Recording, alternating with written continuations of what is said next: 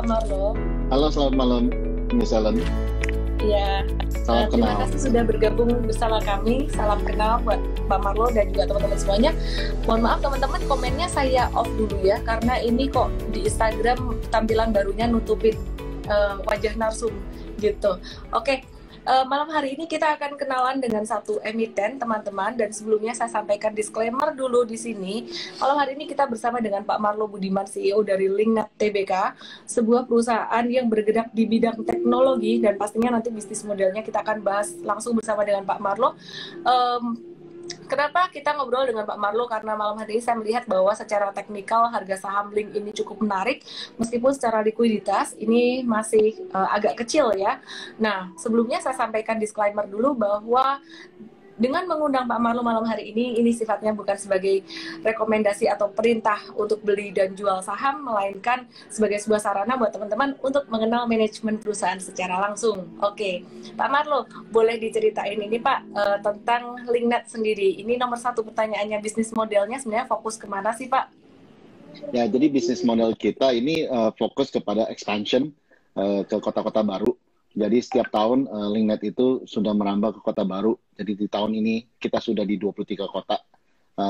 Sebagai contoh, tahun lalu kami sudah tambah di 6 kota seperti Solo, Semarang, Jogja, Tegal, Cirebon, Purwakarta. Dan tahun-tahun ke depannya visi daripada First Media Linknet ini kami untuk ekspansi dan memenuhi kota Jawa. Jadi kami sudah punya backbone yang menghubungkan 45 kota di Pulau Jawa, sedangkan kami hanya ada presence di 20 kota di Pulau Jawa. Tentunya room for growth ini sangat besar untuk Linknet First Media. Masih ada 25 kota yang belum terjamah di Pulau Jawa. Ini kita masih berbicara Pulau Jawa saja. Banyak kan kalau kita nanti mau ke Pulau Sumatera misalnya, kami hanya ada di Pulau Batam dan di Medan. Ini juga merupakan satu curug pasar yang baru untuk Linknet First Media. Nomor 2 tentunya kami senantiasa memberikan produk-produk yang terbaik buat pelanggan kami. Kami adalah fixed broadband dan juga pay TV, cable TV dengan jumlah channel yang terbanyak dibandingkan kompetitor kami. Kami punya 230 channel, most of them are HD, dan kami adalah satu-satunya provider yang mempunyai 4K channels. Jadi tentunya bagi pelanggan First Media yang punya 4K TV, sangat sayang kalau tidak ada konten yang 4K. Mungkin itu dulu dari saya. Oke, ini ada beberapa pertanyaan lagi yang saya pengen sampaikan. Pertanyaan saya yang pertama adalah, gimana sih tren selanjutnya dari perusahaan teknologi ya Pak Marlo? Kalau kita ngelihat perusahaan seperti Gojek, Tokopedia, Traveloka ini udah mau IPO juga. Kira-kira sektor yang akan hot 3 tahun ke depan itu apa ya gitu? Saya rasa sektor fixed broadband ini yang paling hot untuk 3-5 tahun ke depannya. Terlebih lagi sejak COVID terjadi di Indonesia ini dari 2020 kemarin, tren untuk work from home dan school from home itu tentunya sudah bukan pilihan lagi, tapi adalah satu keharusan. Jadi semua dari kita berbisnis, kita berusaha, kita bekerja, itu semua memerlukan fixed broadband.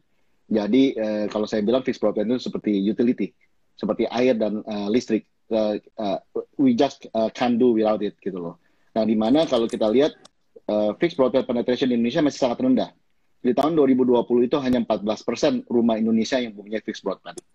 Tentunya pangsa pasar 86% ini yang up for grab. Nah, ini juga tentunya kita sebagai pemain broadband juga membantu misi pemerintah untuk juga meningkatkan ekonomi, mencerdaskan bangsa dengan menyediakan fasilitas internet untuk kegiatan ekonomi, kegiatan belajar mengajar, dan juga kegiatan yang berproduktivitas. Nah, nomor 2, kalau kita lihat di telco sendiri, kita tahu bahwa 5G is coming. Di mana kalau kita lihat di US, di Eropa, dan di Asia seperti Jepang dan Korea, itu 5G itu sudah mulai menjamur. Nah, Indonesia masih belum. Mungkin 2-3 tahun lagi. Akan tetapi kita harus ingat bahwa ketika 5G datang, perlu sekali company seperti Linknet First Media ini untuk mendukung 5G dalam mentransmit backhaul transmission-nya, yaitu kapasitas bandwidth-nya. Ini kan tentunya tidak bisa ditransmit secara microwave, harus melalui fiber optics. Nah, itu adalah merupakan satu juga upside opportunity buat Linknet ini untuk menjadi carrier of carriers. Jadi kami bisa berjualan kapasitas kepada perusahaan telco. Jadi itu adalah satu sinergi telco dengan fixed broadband. Oke, menarik banget ya. Pak, kalau bicara tentang perusahaan teknologi sendiri, gimana sih cara mem-value perusahaan teknologi from your perspective?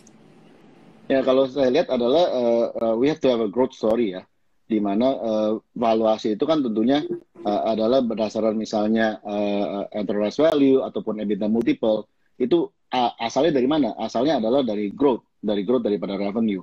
Nah, kalau kita bicara dengan tentang First Media, growth daripada revenue adalah suka tidak suka, mau tidak mau adalah menambah jumlah pelanggan. Nah, bagaimana menambah jumlah pelanggan? Yaitu untuk berekspansi senantiasa, masuk ke kota-kota baru, masuk ke daerah pasar yang belum terjamah oleh First Media, sehingga home pass kita makin bertambah, pelanggan kita pun semakin bertambah. Sebagai contoh, di tahun Desember 2020, kami sudah tutup home pass kami ada di 2,7 juta rumah di Indonesia yang sudah tercover oleh kabel daripada First Media. Di antaranya 31,5% atau sekitar 860 ribu rumah itu sudah menjadi pelanggan aktif. Nah, itu tentunya adalah it's a capex game, it's a growth story game.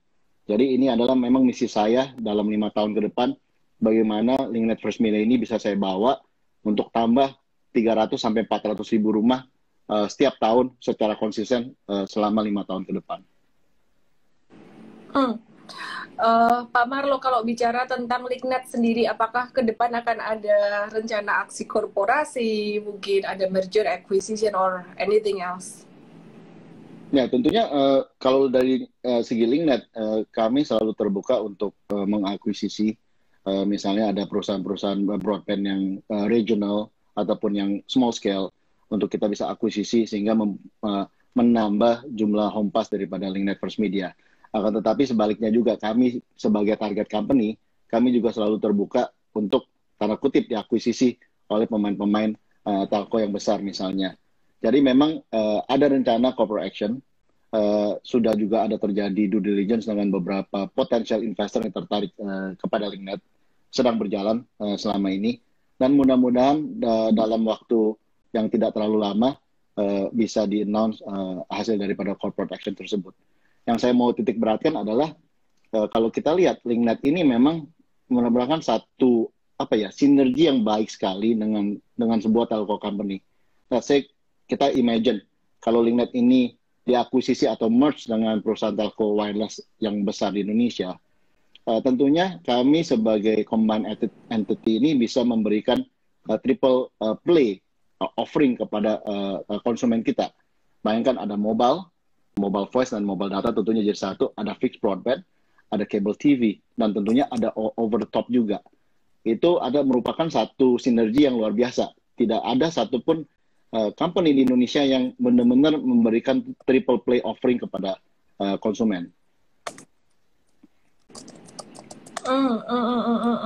Menarik banget ya. Belum boleh dibocorin ini ya Pak ya, untuk aksi korporasinya ya. Yes, mohon maaf, unfortunately belum boleh nih dibocorin nih, Bu Ellen. Tapi kayaknya Bu Ellen sama komunitas pemain saham investor harusnya udah pada tahu lah, ya kan? The usual suspects. Oke, ini mancing-mancing aja ini. Oke, teman-teman, saya cuma mau update secara teknikal. Sekarang ini Link lagi dalam uptrend-nya, dalam jangka menengah uptrend, tapi jangka pendeknya sejak 1 Maret kemarin lagi sideways dengan supportnya di level 3220. Jadi teman-teman, ya itu update dari saya aja. Untuk jangka pendek, resistennya ada di 3.500 itu untuk jangka pendeknya. Oke, Pak Marlo mungkin ada lagi yang mau disampaikan untuk teman-teman investor semua, bagaimana tips berinvestasi saham? Ya, kalau saya pikir LinkNet adalah perusahaan yang selalu growing.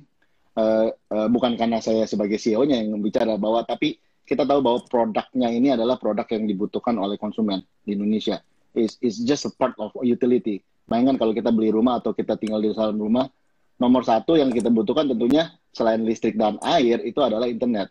Kalau listrik mati, saya suka joking, kita punya diesel genset, bisa nyalakan diesel genset. Tapi kalau internet mati gaya, ya kan? Seperti kita nggak bisa belajar investasi dengan Miss Ellen nih di M-Trade ini, kalau nggak ada internet kan. Nah, jadi menurut saya ini adalah merupakan basic necessity. ya basic requirement daripada masyarakat Indonesia. Bisnis ini tanda kutip nggak ada matinya. Nah, tentunya bagaimana tantangannya adalah meningkatkan valuasi daripada company dengan keep growing, menjawab kebutuhan konsumen yang lebih demanding lagi, yang lebih kritis lagi dengan memberikan total solution baik untuk pelanggan retail, individual, rumahan atau pelanggan korporasi. Mungkin itu yang saya bisa sampaikan.